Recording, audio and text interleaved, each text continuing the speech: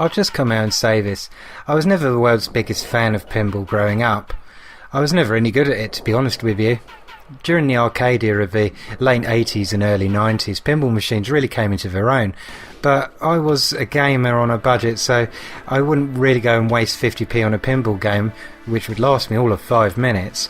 Instead, I would often invest in something like WrestleFest, where I'd be there for a good half an hour. It was a no-brainer, really.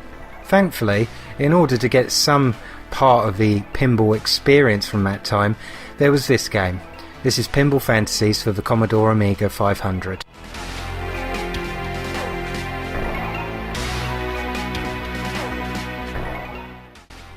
Released late in 1992 by Digital Illusions Computer Entertainment, or DICE as they're now known, Pinball Fantasies is a sequel to the equally magnificent Pinball Dreams. Like the game that came before it, its setup is relatively simple. You have 4 unique tables of which you can pit your skills against, and each of them has its own look and feel.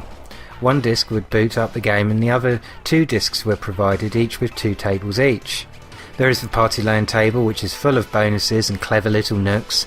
There's the car-themed Speed Devils table, which, as the name suggests, is a very fast-paced table with wide open areas, which allows you to easily pick up the pace. There's the $1 Billion Game Show table, which is by far the easiest to rack up high scores through a combination of luck and skill. And lastly, there's the horror-themed Stone and Bones, which is a more complex successor to the horror-themed Nightmare table from Pinball Dreams. This game is exactly what a sequel should be. It's better in almost every way compared to the original. However, the original is an extremely good game in its own right.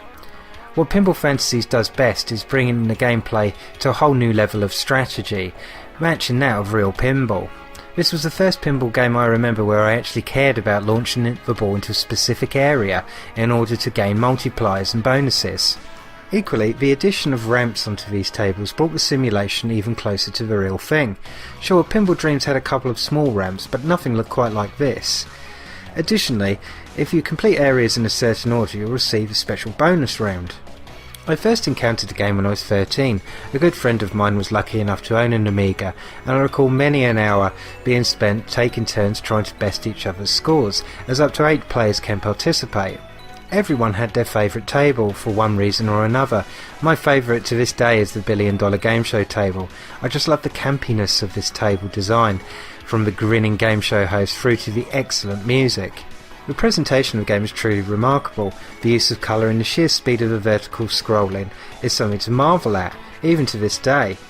And of course the game benefited greatly from the ball physics that had been developed for Pinball Dreams. It still feels incredibly good, even after 20 years after the release of the game. Lastly, there's the stellar sound design.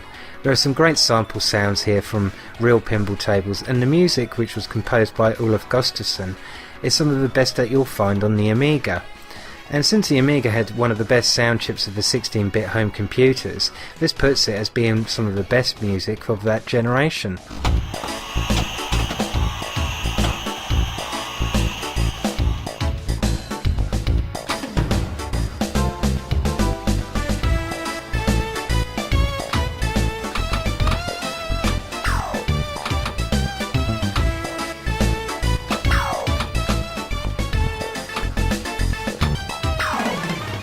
The game was ported to a number of systems including the PC, SNES and Jaguar, as well as the more advanced Amigas such as the 1200 and the CD32.